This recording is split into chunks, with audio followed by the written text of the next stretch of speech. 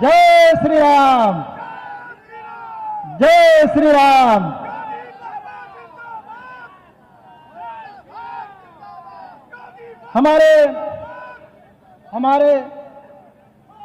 हमारे बीच हम लोगों के मुखिया यशस्वी मुख्यमंत्री माननीय श्री योगी आदित्यनाथ जी मंचासीन हो चुके हैं। हमारा पूरा अभिनंदन स्वागत करता है। हम स्वागत की कड़ी में नमः पार्वती पतिये हर हर।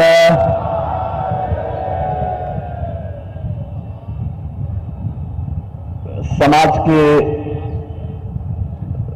सबसे प्रबुद्धतम वर्ग में से एक अधिवक्ता समुदाय के साथ आज के संवाद कार्यक्रम में मंच पर उपस्थित प्रदेश सरकार में मंत्रिमंडल के मेरे सहयोगी श्री रविंद्र जायसवाल जी, अधिवक्ता समुदाय से ही जिन्होंने विधायिका में प्रवेश किया है, ऐसे काशी के दक्षिण क्षेत्र से विधायक डॉक्टर नीलकंठ तिवारी जी, काशी विद्यापीठ में अध्यापन से अब जनता की सेवा के लिए समर्पित भाव के साथ कार्य कर रहे पिंडरा के हमारे माननीय विधायक doctor Awadhesh Singh ji, the central bar association Banaras के अध्यक्ष Shri Muralidhar Singh ji, the Banaras bar association के अध्यक्ष श्री अवधेश कुमार सिंह जी, कमिश्नरी बार एसोसिएशन के अध्यक्ष Shri Ravishankar Tripathi ji, sale tax bar association के अध्यक्ष Shri Pramod Ram Tripathi ji, income tax bar association के अध्यक्ष श्री प्रकाश गुप्ता जी, सदस्य बार काउंसिल उत्तर प्रदेश हरिशंकर सिंह जी, सदस्य बार काउंसिल अरुण कुमार त्रिपाठी जी, सदस्य बार काउंसिल श्री विनोद कुमार पांडे जी, सदस्य बार काउंसिल प्रशांत सिंह अटल जी, मंच पर उपस्थित the central bar association Banaras के महामंत्री Shri Surendranath Pandey ji, the Banaras bar association के महामंत्री कमलेश सिंह यादव जी, और यहां पर आज के अधिवक्ता समुदाय के साथ उपस्थित यहां पर मेरे सभी अधिवक्ता बहनों और भाइयों, ये मेरा सौभाग्य है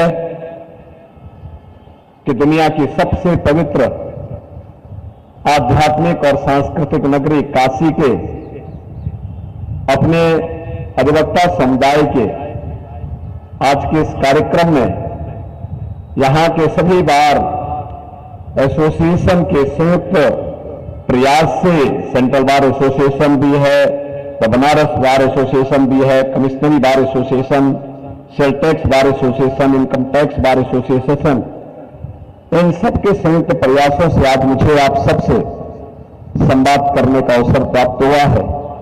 संवाद के इस कार्यक्रम में मैं सबसे पहले आप सबको हृदय से धन्यवाद देते हुए आपका हृदय से अभिनंदन करता हूं, स्वागत करता हूं। बहनों और भाइयों, हम सब जानते हैं रूल ऑफ लॉ क्या सबसे पहली शर्त होती है, कानून का राज, सुरक्षा। इस सुशासन के लिए पहली शर्त है कि कानून का राज हो, और कानून के राज के लिए सुरक्षा सबसे पहली शर्त है। और इसलिए हम एक दूसरे के पूरक हैं। अधिवक्ता समुदाय विधायिका के द्वारा बनाए गए अधिनियम को प्रभावी ढंग से उसको क्रियान्वित करने का काम करता है। और मैं बार बार इस बात को कहता हूं, जब व्यक्ति अपनों से पीड़ित होता है, अपनों से धोखा खाता है, वह भले ही अपने परिवार के सदस्य के कहने पर कहीं हस्ताक्षर न करता हो, लेकिन उसका अधिवक्ता जहां कहीं उसे हस्ताक्षर करा दे वहां हस्ताक्षर करके एक विश्वास व्यक्त करता है। आपकी ये यूनिफॉर्म उस विश्वास की प्रतीक है, आप स्वयं उस विश्वास के प्रतीक है। जब एक पीड़ित आता है और उस पीड़ित को जब आप देखते हैं तो उस पीड़ित को न्याय दिलाने की आपकी प्रतिबद्धता सचमुच अत्यंत अभिनंदनीय है, सराहनीय है। और एक गरीब से लेकर के समाज की किसी भी तबके के व्यक्ति को न्याय दिलाने के लिए आपके प्रयास जो होते हैं उसमें लाखों लोगों को एक नया जीवन उससे प्राप्त होता है। बहनों भाइयों, जब हम लोग आज यहां पे अधिवक्ता समुदाय के साथ बैठे हुए हैं, अधिवक्ता समुदाय समाज का एक प्रबुद्ध वर्ग माना जाता है और देश की ज्वलंत समस्याओं से इस समुदाय ने कभी भी अपने आप को अलग नहीं किया।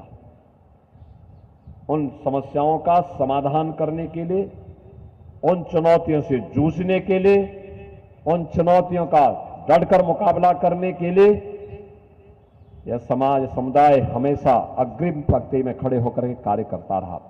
याद करिए देश की आजादी की लड़ाई को, आजादी की लड़ाई के अग्रिम पंक्ति के सेनानी कौन थे? हमारा अधिवक्ता समुदाय था। उन्होंने देश में, दुनिया में अच्छी डिग्री ली, लेकिन जब लगा कि केवल अधिवक्ता का पेशा ही मेरे लिए सब कुछ नहीं हो सकता, अपनी अच्छी खासी प्रैक्टिस एक और रख करके देश की आजादी के आंदोलन में कूद पड़े थे।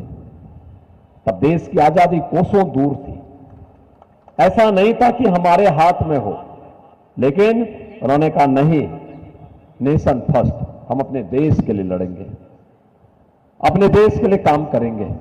और उनके द्वारा जो उस समय लड़ाई लड़ी गई उसका परिणाम था कि आजादी की लड़ाई में राष्ट्रपिता महात्मा गांधी से लेकर के सरदार पटेल से लेकर के पंडित जवाहरलाल नेहरू से लेकर के एक पूरी फेरस्त डॉक्टर राजेंद्र प्रसाद से लेकर के बाबा साहब भीमराव अंबेडकर से लेकर कौन ऐसा व्यक्तित्व है जो अधिवक्ता न रहा हो।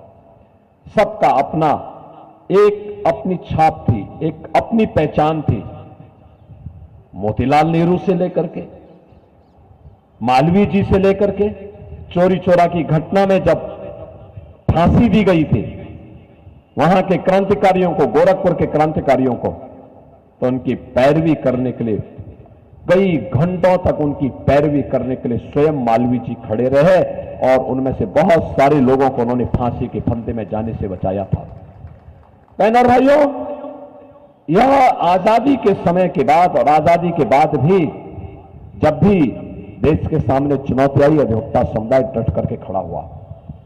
और जब लोकतंत्र के इस महापर्व में हम खड़े हों, अधिवक्ता समुदाय कहां से अपने आप को पीछे कर सकता है? और यही आह्वान करने के लिए हम लोग आए हैं। काशी 10 वर्ष में आपने बदलते हुए भारत को भी देखा है, 7 वर्ष में बदलते हुए उत्तर प्रदेश को भी देखा है, और पिछले 10 वर्ष के अंदर एक बदली हुई काशी, एक भव्य और दिव्य काशी, एक नव्य काशी भी आप सब देख रहे हैं। बहनों और भाइयों, ये जो बदलाव है, इस बदलाव का नेतृत्व भले ही आपके द्वारा चुने गए प्रतिनिधि के रूप में भारत के यशस्वी प्रधानमंत्री मोदी जी कर रहे हैं, लेकिन इसका श्रेय तो आपको जाता है, काशीवासियों को जाता है। जिन काशीवासियों ने मोदी जी को अपना प्रतिनिधि चुन करके देश की संसद में भेजा, वे देश के प्रधानमंत्री बने। आज बदलाव का लाभ न केवल काशी, न केवल उत्तर प्रदेश, बल्कि पूरा देश ले रहा है, पूरी दुनिया ले रही है। कोई भी आज के दिन पर दुनिया के अंदर संकट आता है, दुनिया आशा भरी निगाहों से भारत की तरफ देखता है, मोदी जी की तरफ देखता है। आज देश की सीमाएं सुरक्षित हैं। अब वो दिन गए जब सरकारें कहती थी आतंकवाद तो सीमा पार का है। अब सीमा पार का आतंकवाद नहीं हो रहा। आतंकवाद की समस्या का समाधान, नक्सलवाद की समस्या का पूरी तरह समाधान अब तो थोड़ी भी कहीं कोई हरकत दिखती है तो पाकिस्तान पहले सफाई देता था, कहता साहब मेरा हाथ नहीं है, मैं इसमें मेरा कोई भूमिका नहीं है। ये बढ़ती हुई भारत की ताकत है। एक नए भारत का दर्शन हो रहा है। इंफ्रास्ट्रक्चर आज भारत का देखिए, वर्ल्ड क्लास इंफ्रास्ट्रक्चर, 2 लेन, 4 लेन, 6 लेन, 12 लेन के हाईवे, एक्सप्रेसवे का संचालन, ट्रेन अब मीटर गेज की स्पीड से नहीं, बुलेट ट्रेन की स्पीड से चल रही है। नए नए उसके मॉडल आ रहे हैं, नई ब्रांड के साथ भारतीय रेल, वंदे भारत, अमृत भारत, नमो भारत के रूप में आज आप जाके देखेंगे, आपको दुनिया के बेहतरीन ट्रेन की सुविधा आज आप भारत के अंदर इन सभी में से मोदी जी के इस नए मॉडल में से देख सकते हैं। मेट्रो की सुविधा, और काशी में तो अब देश का सबसे बड़ा रोपवे कैंट स्टेशन से लेकर के काशी विश्वनाथ धाम तक पहुंचने के लिए रोपवे का निर्माण इस वर्ष के अंत तक काशी वासियों को प्राप्त हो जाएगा। 1 लाख श्रद्धालु प्रतिदिन इस रोपवे का उपयोग करेगा।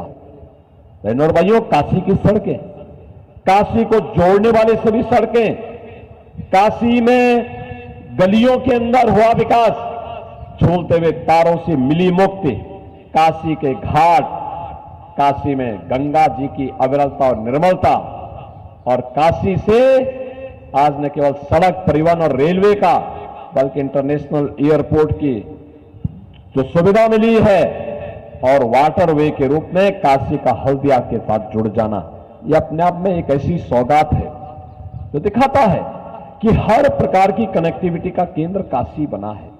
आज काशी में क्या नहीं है? आज काशी में काशी विश्वनाथ धाम आप देख सकते हैं। जिस काशी विश्वनाथ, भगवान काशी विश्वनाथ के मंदिर में पहले 50 श्रद्धालु एक साथ आ जाता था, सोचना पड़ता था कैसे होगा। आज 50,000 श्रद्धालु भी एक साथ आ जाए तो काशी विश्वनाथ मंदिर में दर्शन करने में कोई दुविधा नहीं। 8-8 लाख, 10-10 लाख श्रद्धालु एक दिन में दर्शन कर लेते हैं। नाम काशी का होता है, काशी की पहचान होती है, दुनिया काशी की तरफ आकर्षित होती है, और जब आकर्षित होती है तो यहां का व्यवसाय भी फलता फूलता है।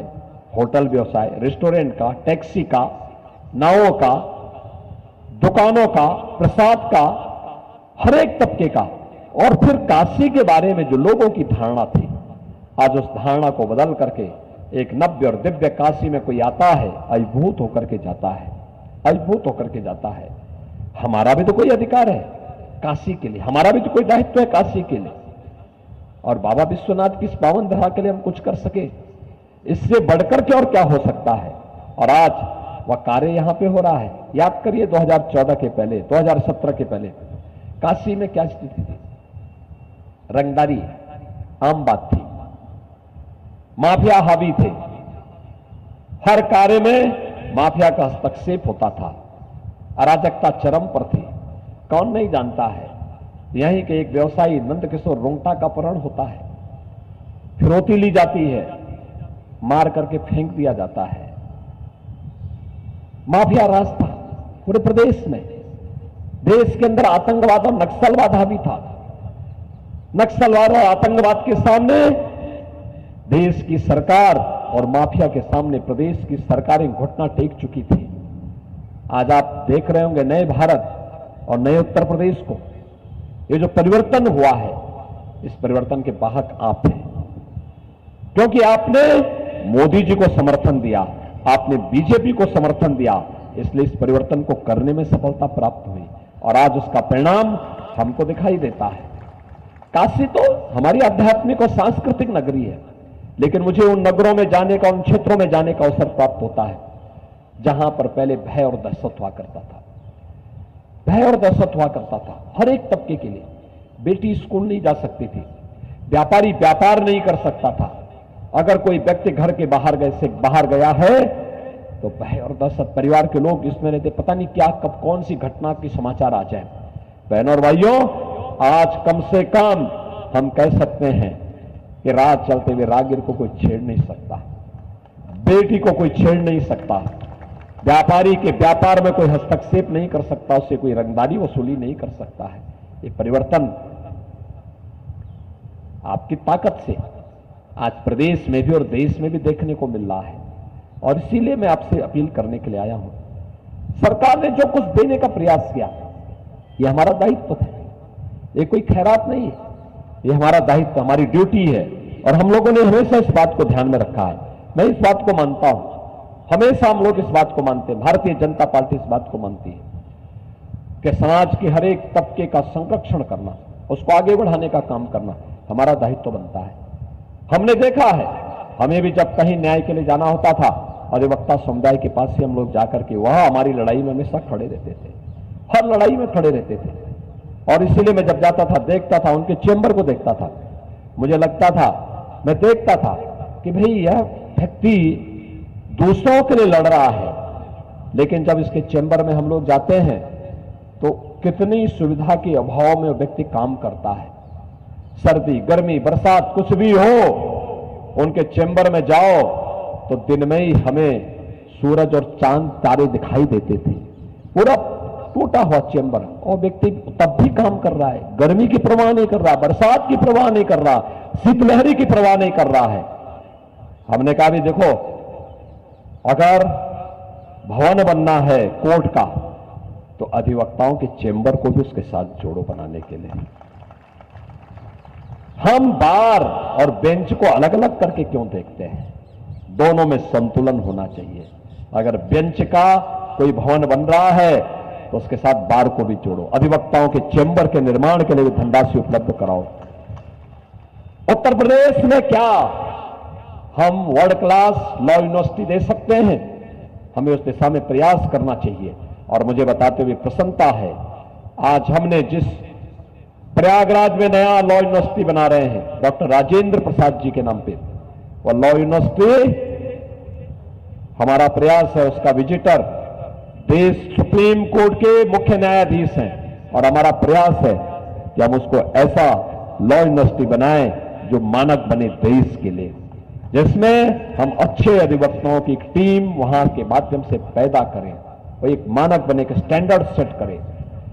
अधिवक्ताओं से जुड़े हुए बहुत सारी समस्याएं आती थी और पीड़ा भी थी, होती थी कि आखिर इस समस्या का समाधान कैसे होगा। यही नीलकंठ तिवारी मेरे साथ सहयोगी मंत्री थे, और मैंने इनसे कहा, मैंने कभी इन समस्याओं को कलेक्ट करो। और फिर क्योंकि बार एसोसिएशन के पदाधिकारी के रूप में, सबसे युवा पदाधिकारी के रूप में उन्होंने यहां बार में काम किया, तो उनके पास जानकारी भी थी। उन्होंने कहा कि अगर अधिवक्ता निधि को हम 1.5 लाख से 5 लाख कर लें, हमने कहा एकदम करना चाहिए। 1.5 लाख में क्या होगा आज के दिन पे, इस राशि को बढ़ाना चाहिए। फिर पैसा हर साल न देना पड़े, कैसे होगा? तो हमने कहा कॉर्पस फंड बनाओ, जितना पैसा होना होगा। बहनों और भाइयों, मुझे बताते हुए प्रसन्नता है, दोनों कार्य हो चुके हैं। और मैं आपको, वहां तो अधिवक्ता परिषद समय नहीं निकाल पाया या उन्होंने समय पे कार्यक्रम ऑर्गेनाइज नहीं कर पाए।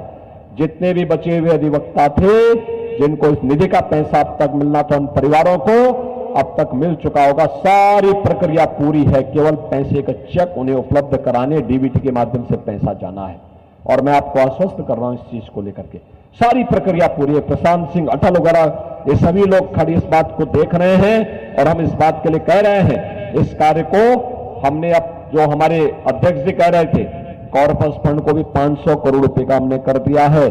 अब यह इसी के ब्याज से इतना पैसा आएगा कि आपको कहीं कोई समस्या नहीं होगी, किसी अधिवक्ता को कोई समस्या नहीं होगी।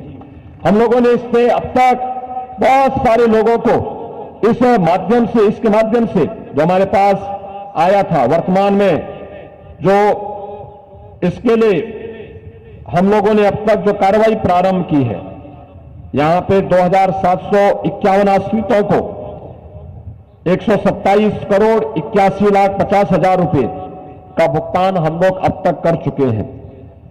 और वर्तमान में सहायता के लिए जो 456 आवेदन हमारे पास आए हैं, उनमें 22 करोड़ 26 लाख रुपए ये फाइनल कार्रवाई हो चुकी है।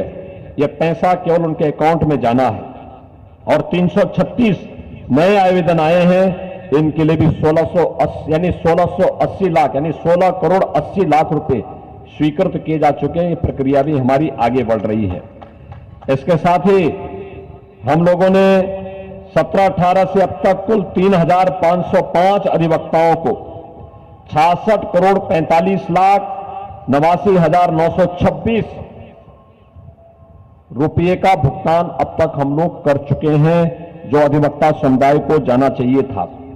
इसी प्रकार से जो उत्तर प्रदेश अधिवक्ता सामाजिक सुरक्षा निधि योजना के अंतर्गत मृत्यु दावे के रूप में 2017-18 से अब तक 1,872 मृतक अधिवक्ताओं के आश्रितों को भी 14 करोड़ 75 लाख 22,112 रुपये का भुगतान अब तक उन सभी समुदायों को किया गया है। हमारे युवा अधिवक्ताओं के लिए 3,758 युवा अधिवक्ताओं को 3 वर्ष के लिए पुस्तक एवं पत्रिका आदि क्रय के लिए अब तक 1 करोड़ 60 लाख का वित्तीय सहायता स्वीकृत करके उनको उपलब्ध कराया जा चुका है। जो मैं कह रहा था अधिवक्ता समुदाय के लिए चैम्बर निर्माण के लिए, इसमें झांसी, सुल्तानपुर, वाराणसी, प्रतापगढ़, संत कबीरनगर, सिद्धार्थनगर, देवरिया, बलरामपुर, गोरखपुर, यहां पर पैसा हम लोग स्वीकृत कर चुके हैं। पैसा हमने वहां से रिलीज भी कर दिया है। और अधिवक्ता चैम्बर के निर्माण के लिए प्रयागराज को 11 करोड़ 31 लाख, कासगंज को 5 करोड़ 25 लाख, लखनऊ को 4 करोड़ 88 लाख, श्रावस्ती को 4 करोड़ 85 लाख यह धनराशि अमुक्त हम कर चुके हैं। और उच्च न्यायालय में भी हम लोगों ने 10,000 अधिवक्ताओं को बैठने के लिए एक मल्टी लेवल पार्किंग कम एडवोकेट चैम्बर वहां पर बनाने की कार्रवाई प्रारंभ की है। और इसके लिए हम लोगों ने 608 करोड़ रुपए स्वीकृत करके इसको हाईकोर्ट, प्रयागराज हाईकोर्ट में हम लोगों ने इसके लिए स्वीकृत किया है। बहनों और भाइयों, ये सभी कार्य जो प्रदेश के अंदर समयबद्ध तरीके से आगे बढ़ाने की कार्रवाई चली है, मोदी जी ने जिस सुशासन की नींव 2014 में रखी थी, उस सुशासन की पहली शर्त होती है रूल ऑफ लॉ, और रूल ऑफ लॉ के लिए आवश्यक है सुरक्षा का एक बेहतर वातावरण। आज उसको प्रदेश के अंदर हम लागू करने के लिए पूरी प्रतिबद्धता के साथ लगे हैं। और आज मैं आप सबके बीच में इसीलिए आया हूं कि आप, वैसे भी आपने पहले से तय किया है, आप सभी लोग हमेशा यहां पर देश के लिए, समाज के लिए अपने आप को समर्पित करने वाले समुदाय में से हैं। मोदी जी आपकी प्राथमिकता में है और मोदी जी की प्राथमिकता में आप हैं। इसलिए मैं आपके पास आया हूं आपसे अनुरोध करने के लिए। आजादी की लड़ाई में अधिवक्ता समुदाय ने देश को अपना पूरा समय दिया था, अपनी प्रैक्टिस रोकी थी। उन्होंने कहा था ये बात में नेशन फर्स्ट, और नेशन फर्स्ट के उसी अभियान को लेकर आज मोदी जी चले हैं। एक तरफ नेशन फर्स्ट है, दूसरी तरफ फैमिली फर्स्ट के लोग हैं। बहनों और भाइयों, मैं आप सबसे अपील करूंगा, अब तक 6 चरणों के चुनाव संपन्न हो चुके हैं और 7वें चरण में काशी में भी हम लोगों को अपने मतदान को उपयोग करना है। मैं देख चुका हूं देश के अंदर कश्मीर से कन्याकुमारी तक, कामरूप से कच्छ तक, देश के अलग अलग राज्यों में हमें जाने का अवसर प्राप्त हुआ है। और मैं कह सकता हूं 10 वर्ष में मोदी जी ने देश के अंदर जो कायाकल्प किए, जो परिवर्तन किया, आज उस परिवर्तन का लाभ हम सबको देखने को मिल रहा है। हम मोदी जी को देश के प्रधानमंत्री के रूप में फिर से देश देखना चाहता है। इसलिए देखना चाहता है जैसे मोदी जी के तीसरे कार्यकाल के पहले 3 वर्ष में भारत दुनिया की तीसरी बड़ी अर्थव्यवस्था बन सके, एक आत्मनिर्भर और विकसित भारत के लिए, आने वाली पीढ़ी की खुशहाली के लिए। आज मुझे बताओ, विरासत भी है तो विकास भी है, सुरक्षा भी है तो सम्मान भी है, विकास के स्थानीय कार्य भी हैं तो गरीब कल्याण के कार्य भी हैं। और ये सब कार्य हुए हैं मोदी जी के नेतृत्व में। आप बताओ, हमारा अधिवक्ता समुदाय लड़ते लड़ते थक जाता था, लेकिन अयोध्या का फैसला नहीं आ पाता था। आज तो अयोध्या में भगवान राम का भव्य मंदिर का निर्माण भी हो गया है, भव्य मंदिर का निर्माण भी हो गया है। अब तो कोई संदेह ही नहीं, और काशी में तो आप और भी कुछ कर रहे हैं।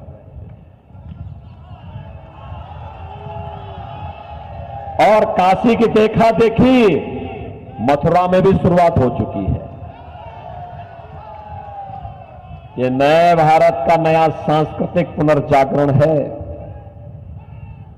गुलामी के अंशों को सर्वथा समाप्त करेंगे और विकसित भारत का निर्माण करेंगे।